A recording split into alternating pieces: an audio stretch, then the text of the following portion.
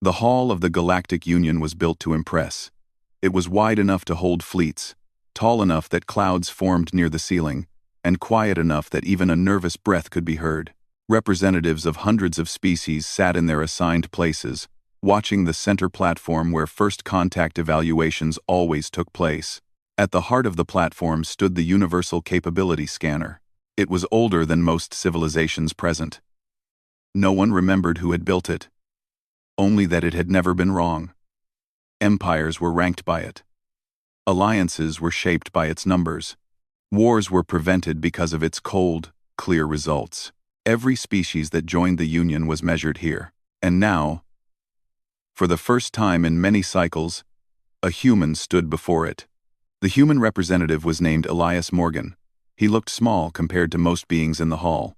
His body had no armor, no claws, no scales, no visible weapons. He wore simple clothing and stood with his hands relaxed at his sides. His posture was calm, almost casual, as if he were waiting for public transport instead of being judged by a machine that defined civilizations.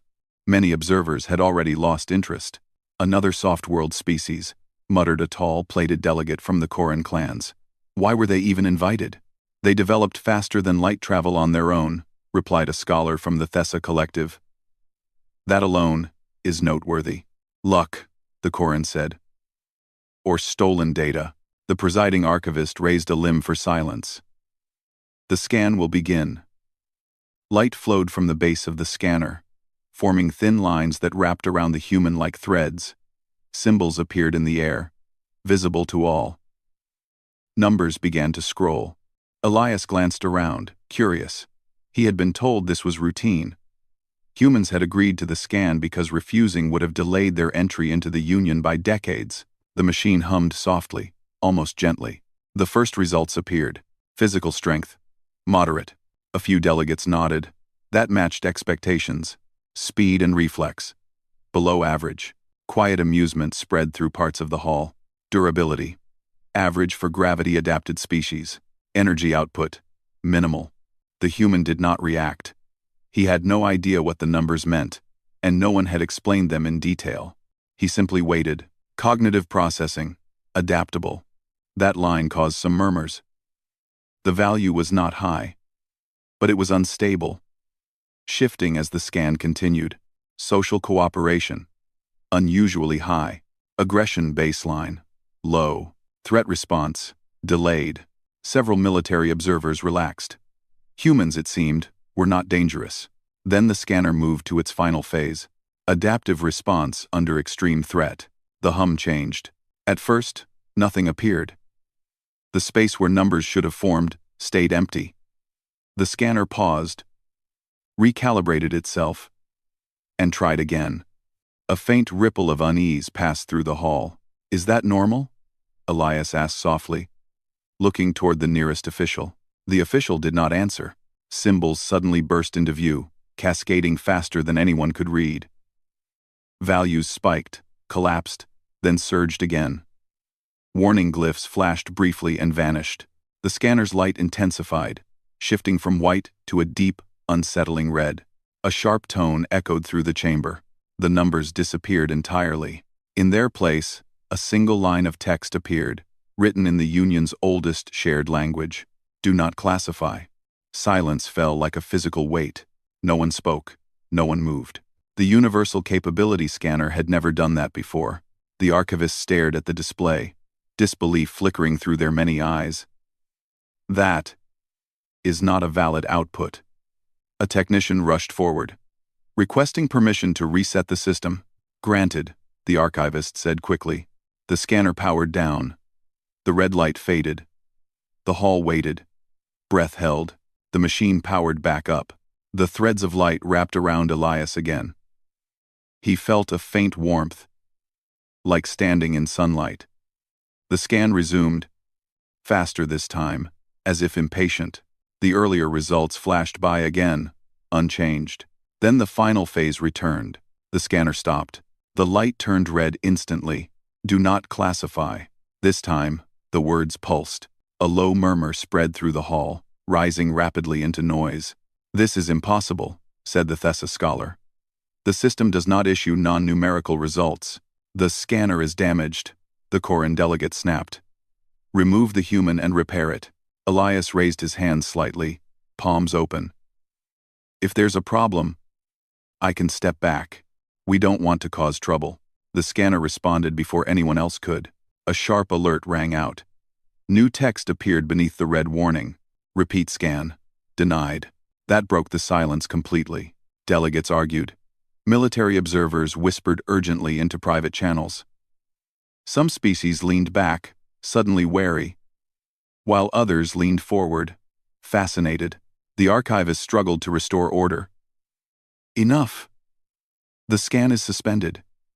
The lights dimmed.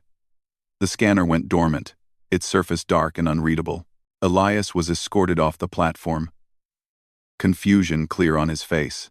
He was guided to a waiting area while the Union convened an emergency session behind sealed barriers. Inside the closed chamber, panic replaced ceremony. It refused to scan them, said one counselor. That alone should concern us. The scanner has safeguards, said another.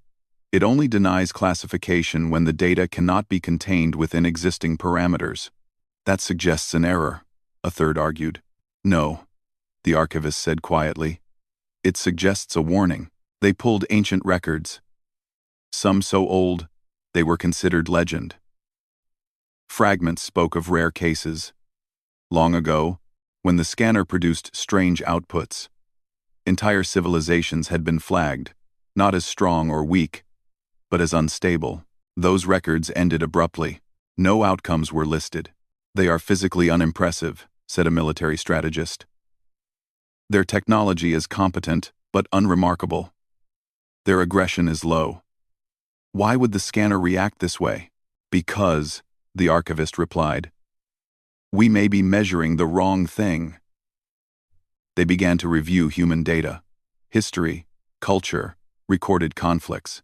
At first, it seemed ordinary. Planetary wars, resource struggles, political division. Then patterns emerged.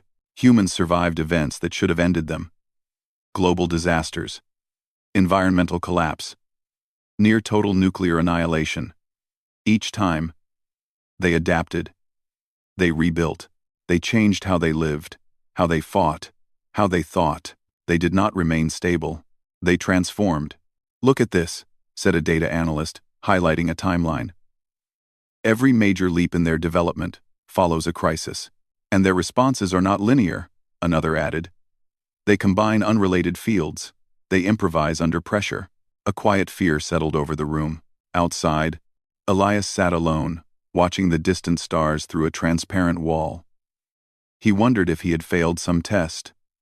If humanity had embarrassed itself on its first real step into the wider galaxy. He did not know that the most powerful machine ever built had looked at his species and refused to put a number on them. He did not know that, for the first time in its long history, the Galactic Union was afraid of something it could not measure. And somewhere deep within the silent scanner, the red warning remained, waiting for a future no one yet understood. The emergency session lasted for many hours. Inside the sealed chamber, the leaders of the Galactic Union argued, calculated, and worried. Outside, life in the station continued, but a strange tension filled the air. News traveled fast among species, even without official announcements. Everyone knew something unusual had happened with the human scan. Elias Morgan was finally released from the waiting area and given temporary quarters. He was polite, thanked the officials, and asked when the process would continue. No one gave him a clear answer. They only told him to rest. He did not rest well. Across the station, researchers were ordered to focus on one subject only: humanity. They started with military data, expecting to find hidden weapons or forbidden technology. There was nothing extraordinary. Human ships were slower than many Union vessels. Their weapons were effective but crude by galactic standards. Their shields relied more on redundancy than elegance. That confused the analysts. If they are not powerful, one scientist said. Why did the scanner react like that? Maybe the scanner is old, another replied. Maybe it cannot read them properly. But the archivist shook their head. The scanner reads patterns, not just numbers. It measures what a species becomes when pushed. 17 active. So they pushed further into human history. They saw humans fighting among themselves. That alarmed some council members. A divided species is dangerous, a diplomat said. Unpredictable. But notice this, replied the archivist. They fight each other, yes. But when faced with extinction, they unite faster than expected. Records showed it clearly. When outside threats appeared, human conflicts paused. Resources were shared. Old enemies stood side by side. It did not always last, but it lasted long enough to survive. That was unusual. Most species specialized early. Warriors stayed warriors. Thinkers stayed thinkers. Humans did not. A farmer could become a soldier. A scientist could become a leader. A civilian could perform acts of courage without training. They adapt roles, the analyst said quietly. Not just tools. The council ordered a live observation, a low-risk test, nothing hostile, just a chance to see humans operate under mild pressure. An opportunity came sooner than expected. A Union trade route near human space was attacked by independent raiders. The raiders were not a major threat. Normally, a patrol would handle it. But the council made a decision. They invited a nearby human escort ship to assist. The message was sent carefully, with neutral language. No pressure, no command. The human response came quickly. We're close, the human captain said. We'll help. The Union observers watched through long-range sensors. The raiders ambushed the convoy, as expected. Their ships were faster and better armed than the merchant vessels. Panic spread among the traders. The human ship arrived moments later. Instead of charging in or retreating, the human captain did something unexpected. He opened a broadcast channel. Attention raider vessels, he said calmly. You're outgunned in ways you don't understand. Stand down. The raiders laughed and fired. The human ship did not dodge. It took the hit on a reinforced section. Sparks flying across its hull. Alarms sounded inside. But the ship stayed in place. Union observers gasped. Then the human ship launched debris. Not missiles. Not drones. Debris. Scrap metal. Containers. Broken equipment, objects that confused targeting systems. At the same time, the human ship altered its engine output in short, irregular bursts. Its energy signature became chaotic. The raiders' targeting systems struggled to lock on. While they adjusted, the human ship transmitted false signals that mimicked the convoy's engines, making the raiders think the merchants were fleeing in multiple directions. Two raider ships collided. The human ship moved then, not to attack, but to block escape paths. It used tractor beams creatively, not to capture ships, but to spin them, throwing off internal balance. The raiders panicked. Within minutes, the raiders fled, abandoning the attack. The convoy was safe. The human ship did not pursue. It stayed behind, checking on damaged vessels, offering repairs and supplies. Union observers were silent. That was inefficient, a strategist said slowly. Yes, the archivist replied. And effective. The council requested more data. They reviewed recordings from inside the human ship. The crew had no rigid hierarchy during the fight. Officers listened to technicians. Engineers suggested tactics. Decisions flowed quickly, without long debate. Humans did not wait for perfect plans. They acted, adjusted, and acted again. Back on the station, Elias was called in for questioning. Not interrogation. Conversation. We observed your people during a recent incident, the archivist said. Elias nodded. I heard about that. Glad no one got hurt. You did not use standard Union combat doctrine, the archivist said. Elias smiled faintly. We read your manuals. They're good. But real situations are messy. Why not retreat? Asked a counselor. Your ship could have been destroyed. Elias thought for a moment. Because the convoy couldn't. Someone had to stand in the way. That answer stayed with them. More tests followed. Cooperative exercises. Problem-solving simulations. Humans did not score highest. They made mistakes. Sometimes they failed, but every failure made their next attempt stronger. The scanner was secretly activated again, using collected data instead of a direct scan. The result did not change. Do not classify. The warning now appeared faster. Union citizens began to notice changes. Humans were welcomed more cautiously. Some species avoided them. Others sought them out. Curious, rumors spread. Some said humans were secretly powerful. Others said they were dangerous because they did not know their own limits. Elias sensed the shift. Conversations grew careful. Smiles became studied. He remained polite, patient, and honest. One night, as he walked through a quiet corridor, the archivist joined him. "You do not seem afraid," the archivist said. Elias looked out at the stars. "Of what?" "Of being misunderstood," the archivist replied. "Of being feared." Elias shrugged gently. "That's not new for us." The archivist studied him. "Do humans know what they are capable of?" Elias thought about Earth, about history, about survival, about loss, and rebuilding. "No," he said. "We only find out when we have to."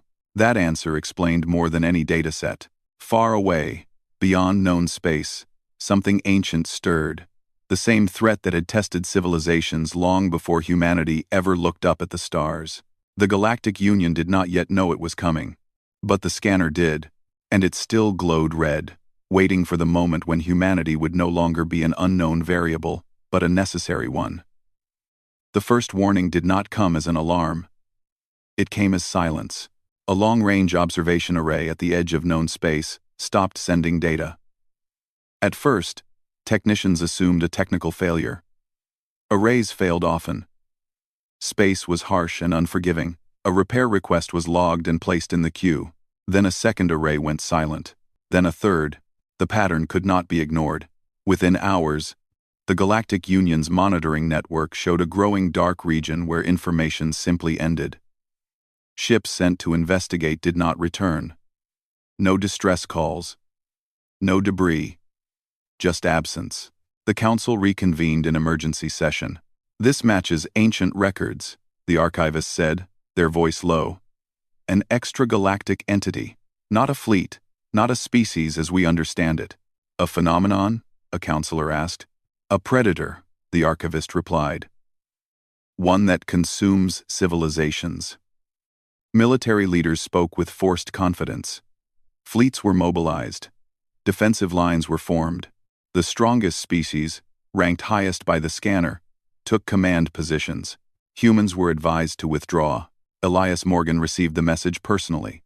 "The situation is beyond your classification," a diplomat told him carefully.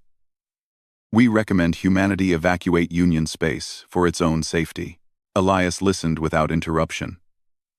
When the diplomat finished, he asked a simple question. "Who's in the path?" The diplomat hesitated.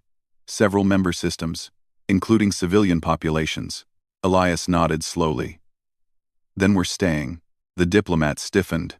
"You are not required to participate." "I know," Elias said. When the first battle happened, the Union expected a fight. What they saw instead was collapse. The enemy did not attack like any known force. It disrupted energy, bent sensor readings, and ignored conventional weapons.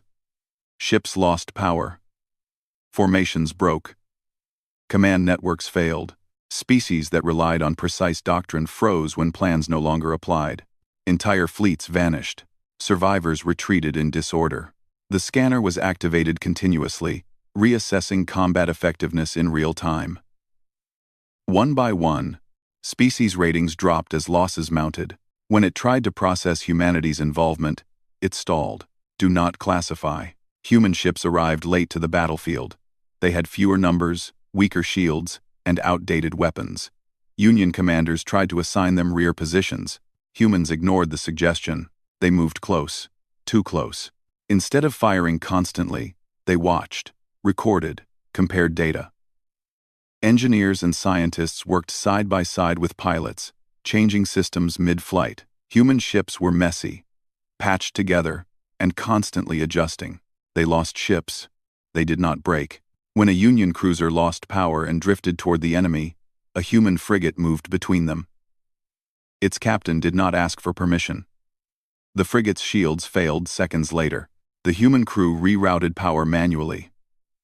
They used heat, mass, and motion instead of energy. They rammed debris into the enemy's path, not to destroy it, but to force reaction. The enemy reacted. That was the first success. Humans learned something important. It responds, a human analyst said over an open channel. Not emotionally, but predictably. Once we force interaction, Union commanders struggled to understand. You're provoking it, one shouted. Yes, the human replied calmly. So, it stops ignoring us. As battles continued, human tactics spread. Not because they were ordered, but because they worked. Other species began copying human improvisation. Command structures loosened. Strict doctrine bent. Losses slowed. The enemy adapted. Human casualties increased. Elias watched reports in silence. He saw the names of ships lost, crews gone, systems damaged. Humanity had not faced something like this since its earliest wars, when survival was uncertain and mistakes were fatal. On Earth, governments set aside old disputes. Factories changed output overnight. Civilian scientists were pulled into military research. Artists, programmers, mechanics, everyone contributed. Not because they were forced, because they chose to. A breakthrough came from an unexpected place. A human logistics officer noticed a pattern in enemy movement, not in space, but in time. The enemy avoided regions that showed chaotic activity. Unpredictability disrupted it. Humans leaned into that. They stopped optimizing. They randomized. Ship movements became irregular. Weapon outputs varied wildly. False data flooded space. Human crews deliberately broke their own habits. It was inefficient. It worked. The scanner tried again to quantify humanity's combat value. The warning text expanded. Do not classify. Escalation response unbounded. The enemy focused on humans. That was a mistake. Every attack taught humans more. Every loss hardened resolve. Human ships began surviving encounters that should have destroyed them. Not through stronger shields, but through layered failure systems and crews trained to function while systems burned. Other species watched in awe and fear.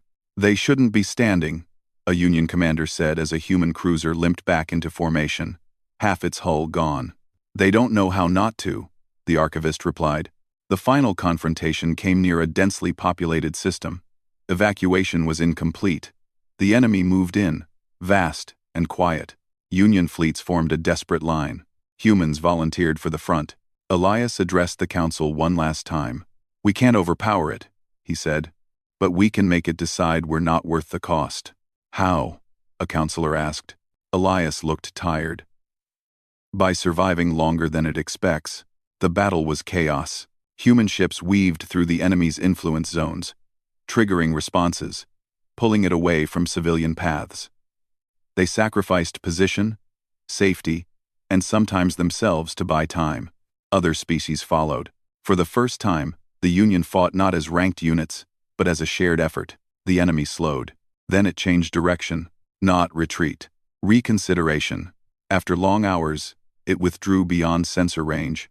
The battlefield fell quiet. Cheers did not come immediately. Too many were gone. The scanner powered down. Its surface dimmed, cooling from red to dark. The Union had survived. Not because they were strongest, but because humans had shown them how to endure. Elias stood in a damaged observation deck, watching rescue ships move through the debris. He felt no pride, only relief and grief. The archivist joined him. The scanner tried to measure you again, they said. Elias did not turn. What did it say? The archivist paused. It could not finish. Why? Because your strength increases as the situation worsens, the archivist said. And there is no upper limit. Elias finally looked at them. That sounds dangerous. The archivist nodded. For our enemies. Far away, the ancient threat drifted into the dark, carrying something new with it. Caution. And for the first time in its long existence, uncertainty about a species that refused to be classified. The galaxy did not celebrate right away. After the enemy withdrew, systems were quiet but damaged. Trade lanes were broken. Stations drifted with dark sections where power had failed. Many species mourned losses they had never imagined facing. Victory felt fragile, like something borrowed rather than owned. The Galactic Union focused on repair and recovery. Fleets returned home slowly. Borders were redrawn not on maps, but in memory. Beyond a certain distance, sensors still hesitated, as if space itself remembered what had passed through it. Human ships were among the last to leave the affected regions. They stayed to help. Human crews assisted with repairs on alien vessels they had never seen before. They shared food, tools, and time. They listened to stories from survivors and spoke little of their own losses. When asked why they did not return home sooner, the answers were simple. Someone still needs help. Elias Morgan traveled with relief teams. He moved from station to station, speaking with leaders, workers, and civilians. He never made speeches about heroism. He spoke about cooperation, about learning, about being ready next time, because everyone knew there would be a next time. The Galactic Union reconvened weeks later. This time, the hall felt different. The same vast space, the same seats, but the confidence that once filled it was gone. In its place was respect and caution. At the center of the hall, the Universal Capability Scanner stood silent. Its surface showed no light, no symbols. For the first time since its creation, it had been deliberately shut down. The archivist addressed the assembly. "We built our society on measurement," they said. "On the belief that if we could quantify strength, we could control outcomes. That belief nearly ended us." Murmurs spread through the hall. "The scanner failed not because it is broken," the archivist continued, "but because it encountered something beyond its purpose." All eyes turned toward the human delegation. Elias stood with other representatives. He looked tired, older. "We propose a change," the archivist said. "Humans will not be classified." A pause followed. "Instead," the archivist said, "they will be designated as an unquantifiable species." Quote, a new symbol appeared in the air. Not a number, not a rank, a warning: do not classify. Some delegates shifted uneasily, others nodded. A military leader spoke. "What does that mean in practice?" "It means," the archivist replied, "that humans are not to be judged by baseline capability. Their strength is conditional. It emerges in response to threat. The greater the pressure, the greater their adaptability." Another delegate leaned forward. "That sounds dangerous." "Yes," the archivist said calmly, "for those who threaten them." Talks. The vote passed. New laws were written. No automated system would ever again attempt to assign humans a fixed value. Strategic planning models were updated to include a new variable: human escalation under pressure. In private documents, the wording was clearer: humans do not peak, they respond. Elias was invited to speak. He stepped forward slowly. "We didn't plan any of this," he said. "We didn't know how the scanner worked. We didn't know what the enemy was. We just knew people were in danger." He looked around the hall. "Humans are not special because we're strong. We're special because we keep going when we shouldn't. That's not always a good thing. We make mistakes. We lose people. We break things." He paused.